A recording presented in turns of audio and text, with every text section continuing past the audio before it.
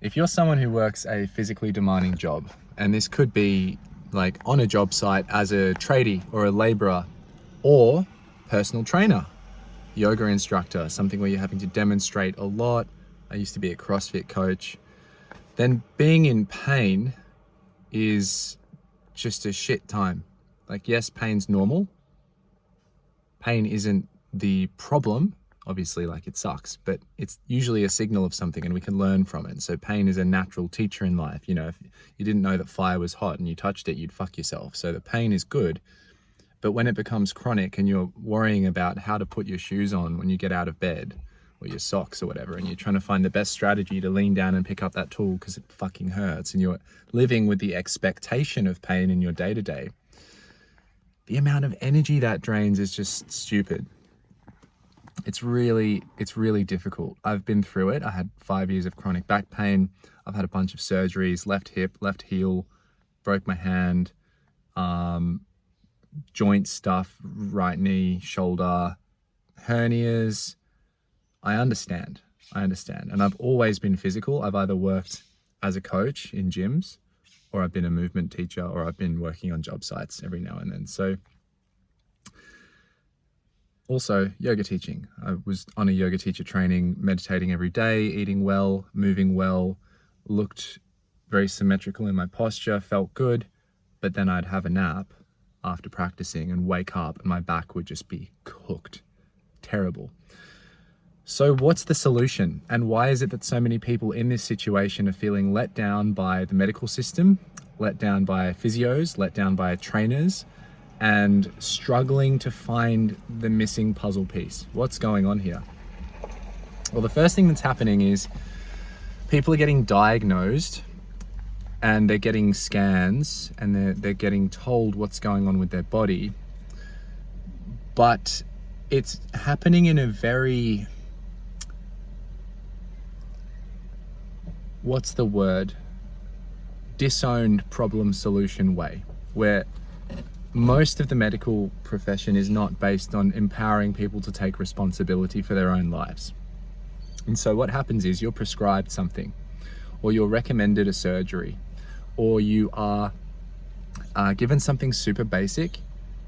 And if you're into movement, if you're somewhat experienced in movement, or you've been an athlete, often this basic stuff is kind of not enough to really help you.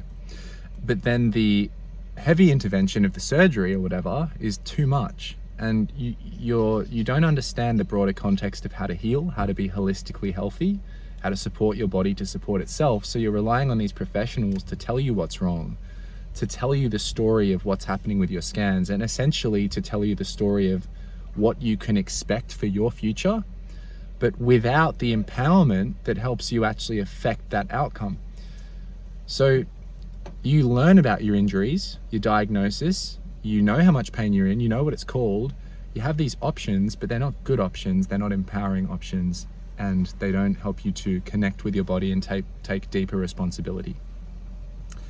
Being on pain medication is one example where a lot of people manage and they cope and they start taking, a few Nurofen to get through a training session or to get through a day at work. Next thing you know, you take it 6. Next thing you know, it's fucking Panadol and it's been 3 years and your back's not better, but if you stop taking it, you're worried that you won't be able to walk, pick up your kids.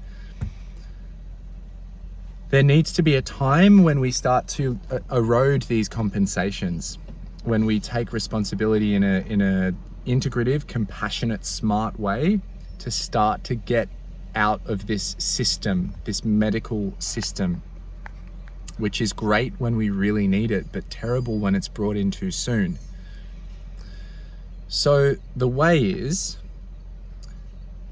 obviously coming in to understand what pain is and how to support your entire nervous system to cool down and chill out. And I'll explain why this is the key. It might sound a bit abstract or complex. Now, the biggest factor beyond actual damage that causes pain is the state of your nervous system. Most chronic pain is no longer coming from an injury that's occurring in the present moment. Chronic pain is like a constant pain which is reminiscent of a past injury. There may still be wear and tear from the past or damage, but the injury itself, like the trauma of it in that moment and the inflammation, has healed. But the pain stays around. Now, why does it stay around? Because your nervous system is still expecting something threatening to happen to that part of your body. It's expecting pain. Your nervous system expects pain when you don't take care of yourself and when you don't listen to pain and change your behavior. Your nervous system also expects pain when you're in a state of chronic stress, when you stay in stress and you don't really relax. You need to relax early and often. Crashing when you're exhausted and sleeping for 12 hours or just stopping because you get sick is not relaxing. It's not the same. It's not rest. It's not helping your nervous system. But what most people are doing, most hard workers I know, is they have this problem with self-worth and with rest. And so they go too hard at work. They expect a lot of themselves. They're out of touch with their body's biological requirements to rest and recover. They're pushing in the gym. They're pushing in whatever it is. Then they crash, and then they finally give themselves the permission to, oh, I can't, I gotta rest, like I'm sick. You need to be able to advocate for yourself and say, I can't, I'm tired, I need to rest, I'm not feeling too good, way before. But we're operating in this cultural mindset of needing to ask permission to take care of ourselves. We need to wait till things get really bad before we can justify making a change. So that's a cultural thing, that's conditioning. And now, like, the medical system comes in and says, well, you know, here's a surgery, this will fix you, here's what it's going to do to the vertebrae or to the hip or to the shoulder. You're like, oh yeah, fuck, that's pretty serious. Hey, I'm gonna pay $3,000 for that. I'm gonna need to recover for 6 months. You tell work, hey, 6 months, the knee, the ACL, whatever. You tell your friends, can't go out, you gotta rest. You're at home resting, and you spend months at home resting after the surgery, and that rest does wonders for you. But was it the surgery? Maybe. Often it's not. I've had surgeries that I didn't need. I've had some that I'm kind of glad I had, and a lot that I regret. But what I know, and what you see amongst people who are deep in the healing and rehab fields, is often it's the rest that does the work. It's letting your body get back into its natural rhythms without just flogging it with these expectations that you've had based on a lifestyle based on pushing yourself beyond your limits all the time. Push anything beyond its limits, it's going to get injured. Keep pushing it beyond those limits, you're going to end up in pain, and the pain's going to become chronic. Continue to push past the limits when you're in chronic pain. Sometimes the pain will disappear, but another issue comes up that's deeper and more internal in your body. Other times, the pain just gets so bad that almost nothing is okay and everything triggers it. And the weather can change, it gets cold, boom, back flare up. You eat some food that's not good, boom, back flare up. Have an argument with your partner, boom, back flare up.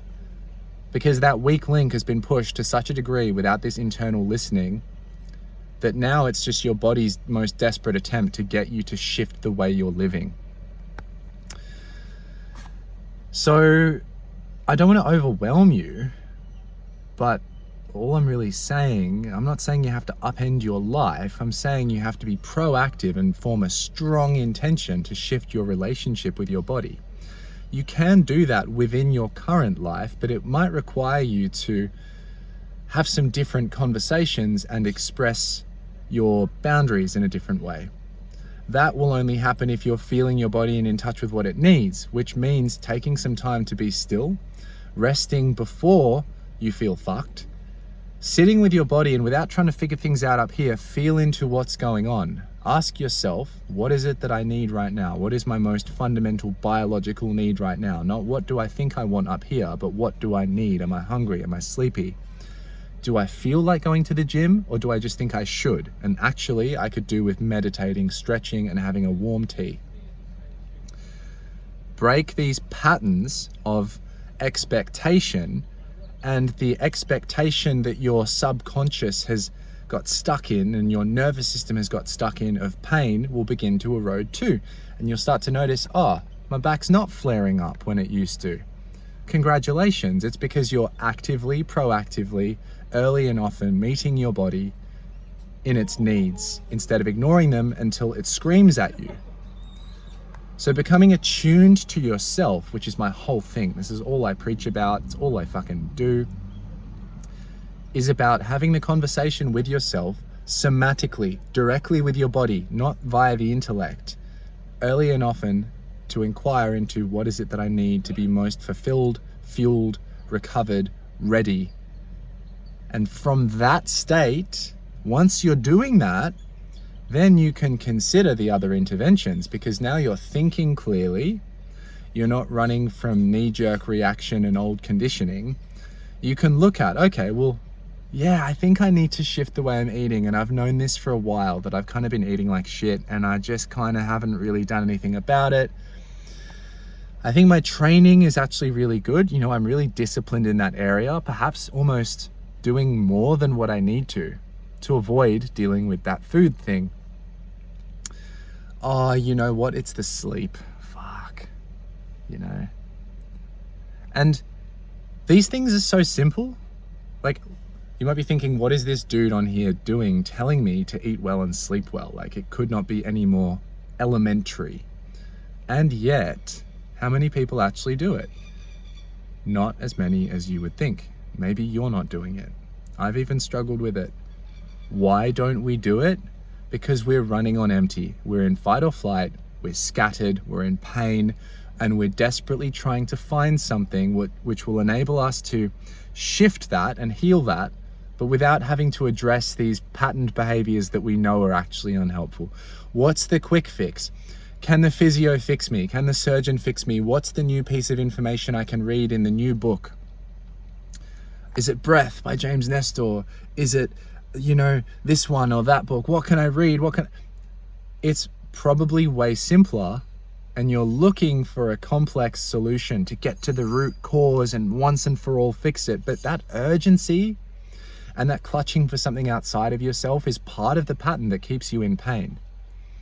So as soon as you're like, whoa, okay, shit, I'm actually just running around like a bit of a headless chicken.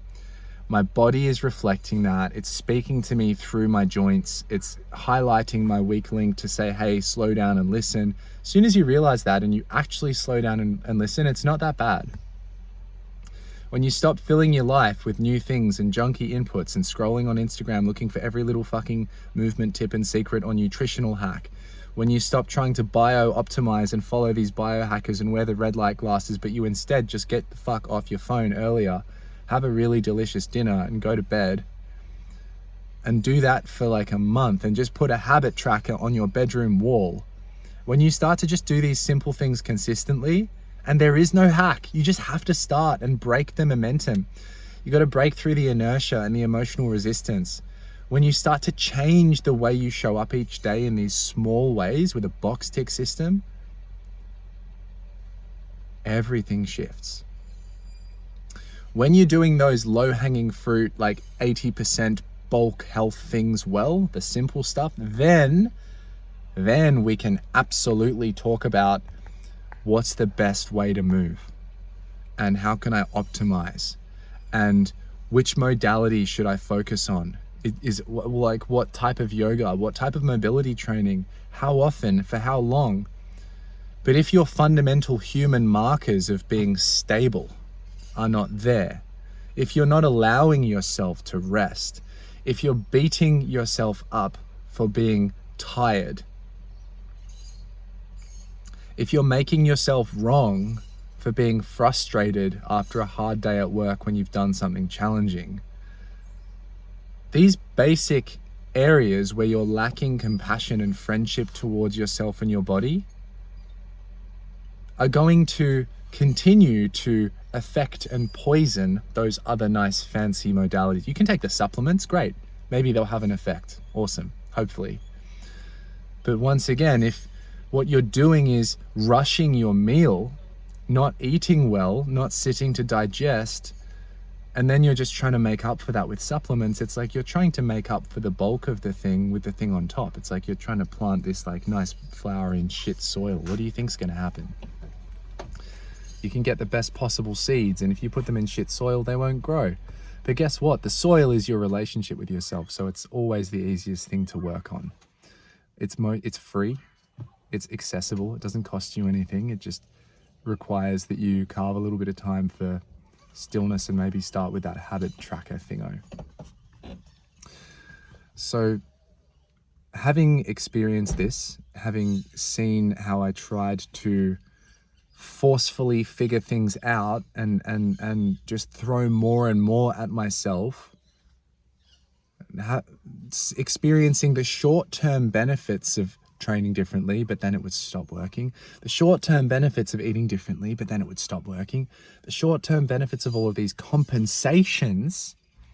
Now I'm like, oh, fuck. Yeah, of course. It's the way I'm living.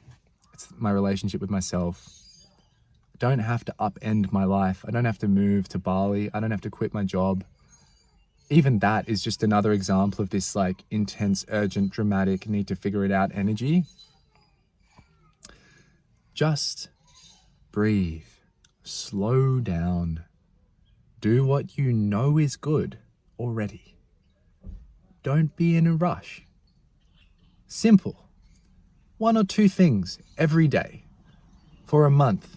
If you succeed, if you're above 85% success rate and consistency for those 1 or 2 things, add something new. Don't add if your consistency is too low.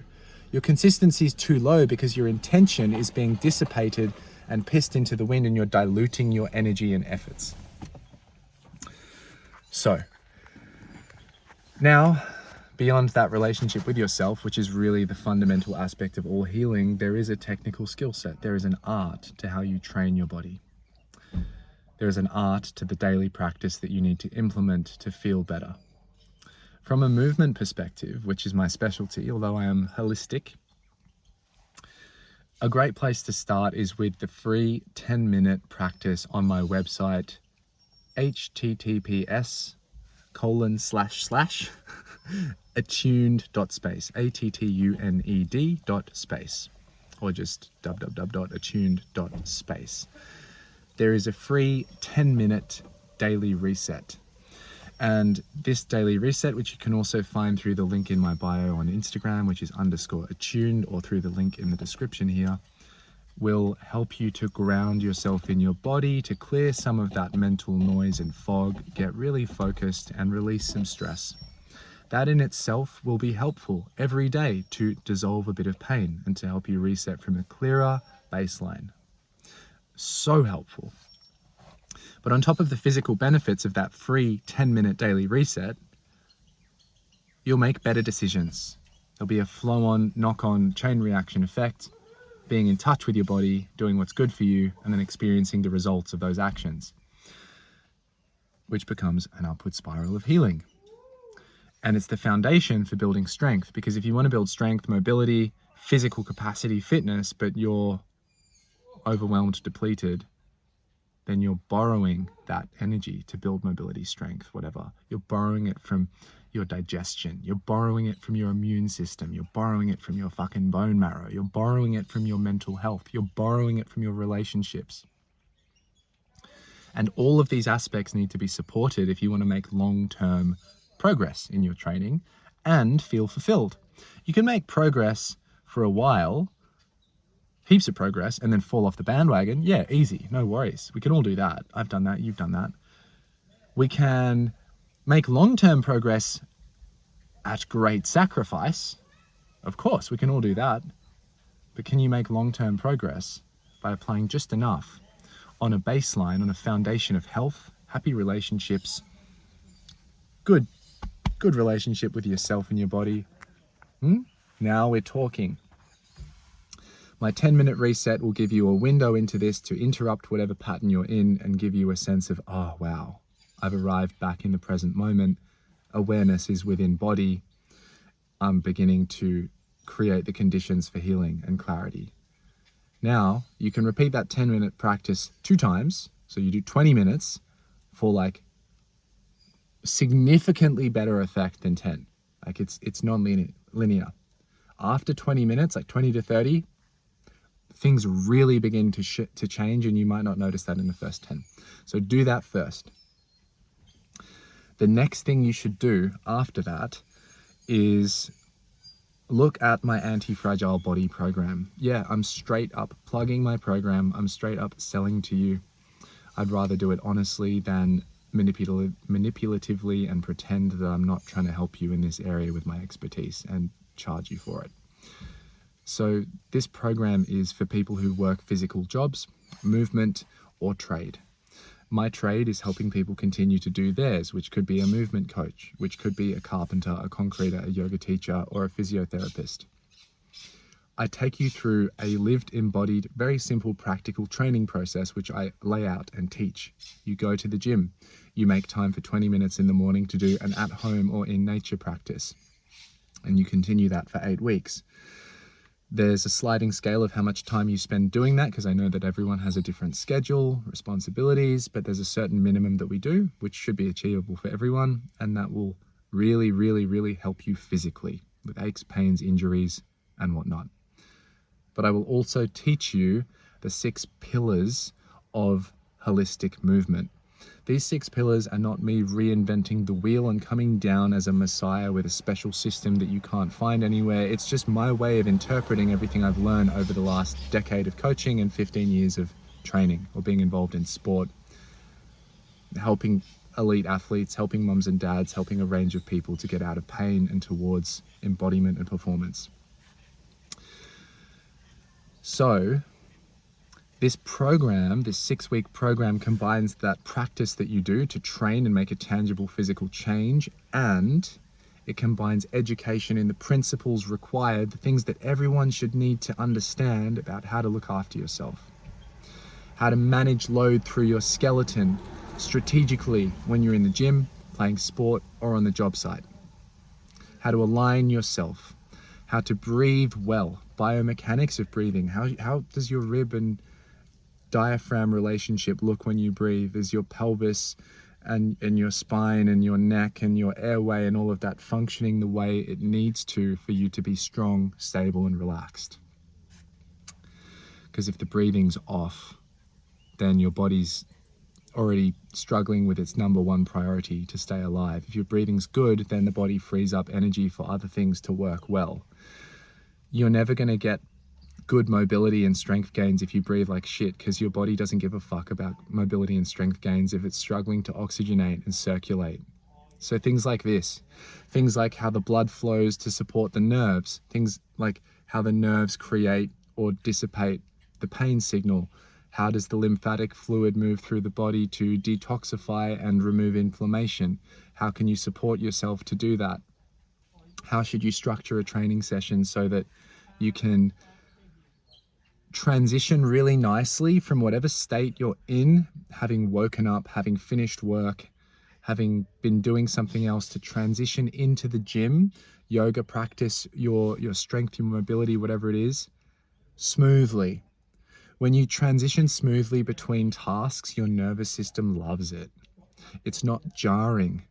When things are jarring and sudden and there's no context or continuity, pain increases, stiffness increases, noise up here increases. And you know this because you scroll.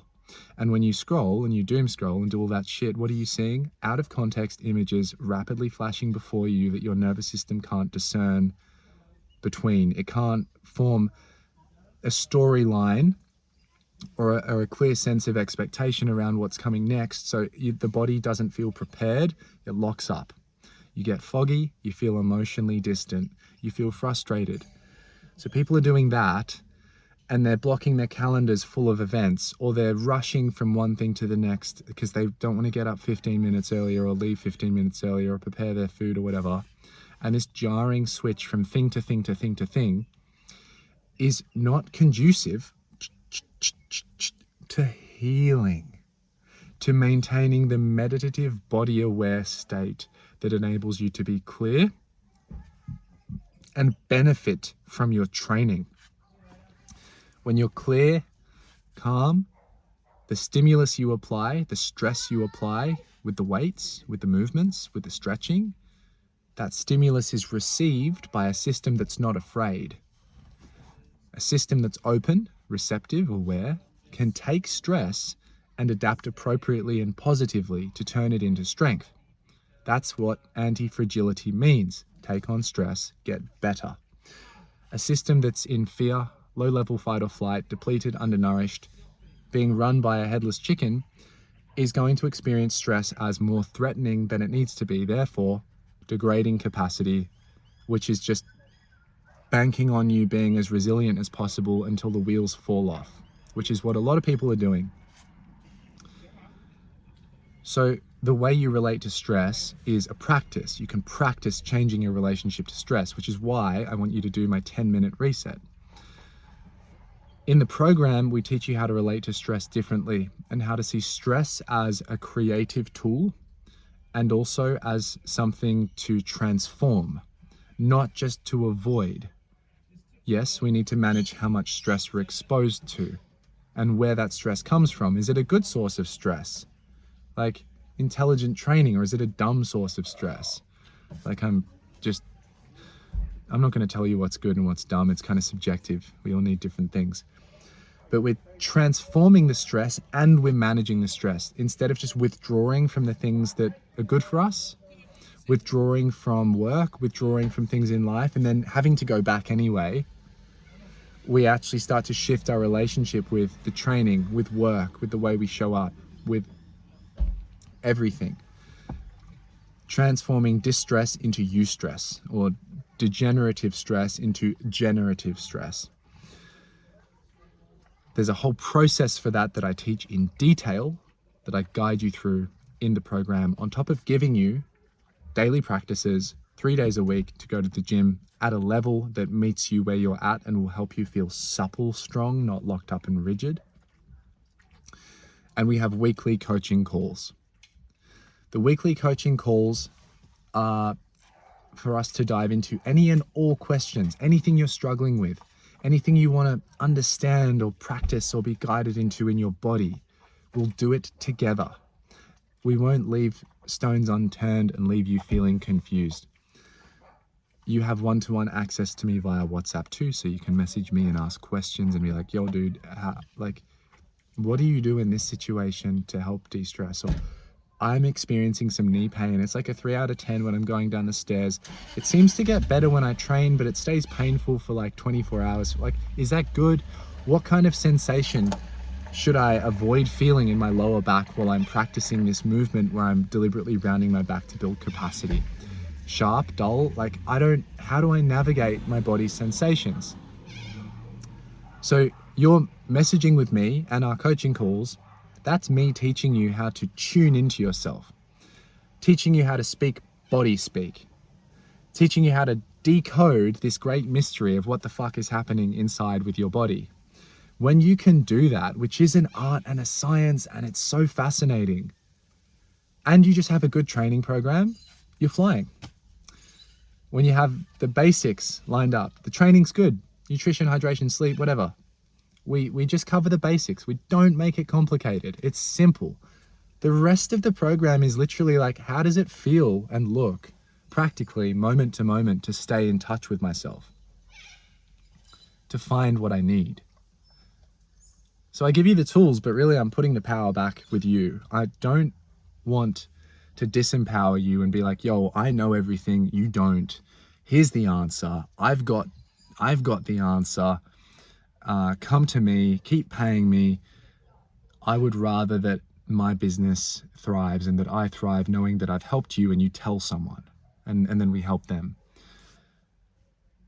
I want empowerment in the way we train. I want empowerment in the way we rehab injuries. I want people to know how to take care of their nervous system and move well. I want them to be clear on what's good for them and what's not, and happy to tell someone, no, I can't come to that. I can't work that extra day. I'm not going to. I need this for my body. And to say that not from a cold place or an angry place, but be like, oh, I'd love to. This is what I'm prioritizing. Next week, let's chat. I want people to be making bold moves in their life towards what's most vital and creative and life-giving. Showing up at work with more to give, sharper because you've taken the time you needed in the morning to prepare your body. Negotiating a different working arrangement if it helps you to become more productive and fulfilled. Spending time with your partner differently when you're having quality time, or your best mate, spending time with them differently, doing something that's more health supporting. Choosing to back off a little bit in CrossFit or in yoga if you're the type of person who's always been a little bit of like an intense type. Choosing to get stuck into some harder training if you feel like you've been avoiding stress because you're afraid of hurting yourself. It's so individual, it's so subjective, but the principles are actually universal and they don't have to be complicated. And most of the time when we're dealing with healing stuff, we're talking to health specialists, aren't we? Osteos, physios, nutritionists, doctors. And that's fantastic because there's a whole realm of knowledge and expertise there, which your standard trainer in the gym or your mate who you go to for some exercise advice doesn't have. But what's difficult is we need that level of knowledge integrated and tied up with most of the lingo cut out and most of the confusion cut out, but most of the good stuff still there. And we need to be able to implement that in a way that's pretty straightforward. And that's what I am hoping to give you through the Anti-Fragile Body. It's what I've given at least 4 cohorts of people, and most of the time the results have been really fucking good. Always there's the 10 or 15% who either need a bit more guidance or weren't really that committed, or just have a complex case, in which case we can refer. I know a bunch of people who are fantastic. If you're that fucked up, you're not. I shouldn't have said that. But if it's really that bad, don't worry. Like we can work with specialists. Most of the time though, you just need the industry specific jargon around the body decoded with a sense of what do I actually do and how do I implement it without dumbing it down. This is what I'm good at because my role as a coach is both trainer, to a degree therapist. Obviously I'm an unlicensed therapist. I'm not giving like trauma therapy and stuff. I'm not framing my stuff that way, but when you work with people a lot and you're trying to help them make change and overcome challenges, there's a certain therapeutic skill set that you simply have to develop. And I've been developing my people skills over more than a decade, and I've gone through some significant life events like family deaths, terminal illnesses in the family as well, like high stress, having to cope with things alone. So there's a level of just embodied experience that I can bring to sit with you quietly as you share what you're struggling with. So I'm a trainer, a coach, the science of that, been doing that for a long time. To a degree, without being a therapist, I kind of can offer this good space for you to see yourself clearly and find some clarity. And then I'm a teacher. So I teach you the principles. I actually equip and empower you with the fundamental building blocks for a lifetime of a more relaxed, functional body. This is what the Anti-Fragile Body is. You're going to experience 8 weeks of incredible transformation. The transformation you'll experience will be physically tangible, but the most incredible part isn't just, oh my God, 8 weeks will change your life. It's the fact that you've laid the groundwork for the next year, for the next 2 years. That's the incredible part. What you are going to do with what I give you and the way you're going to use it to turn towards what's true for you, that's the incredible part. I'm not blowing my whistle here. I'm just equipping you with what you need and removing the confusion from that process, because I fucking tell you, I've had the confusion. I've experienced it. I've spent so much money, so much time understanding, embodying, practicing, and learning how to express this stuff in a way that doesn't just fucking confuse people and rub them up in unhelpful ways. It is my craft. I am passionate about it. I'm obsessed with it. It's just my world, right? So I'm a useful person to partner up with. And if you want to do it, we start October the 6th. If you've been watching for 35 minutes, you should probably just fucking sign up, to be honest, because you would have left the video by now if this wasn't somewhat relevant to you. October the 6th, 8 weeks, see each other once a week. Comment below, interested in Antifragile. Comment and I'll find a way to contact you, whatever, or I'll put a link in the description to submit a form. You can let me know what's going on with your body, your situation, where you've come from, your experience, what you think you need, what you've struggled with, and then we'll look at what the best way to go forward is and where you can expect to be in 2-3 months time realistically. Then we'll book a call, have a chat. If it's a vibe, we'll sign you up for the program, and then we will get to work so that before we start officially on October the 6th, you've already started to make progress. Why waste time? Why wait? If that sounds good, click the link, look for the link. Drop the comment, interested in Antifragile. Let's tee it up. See what we can do.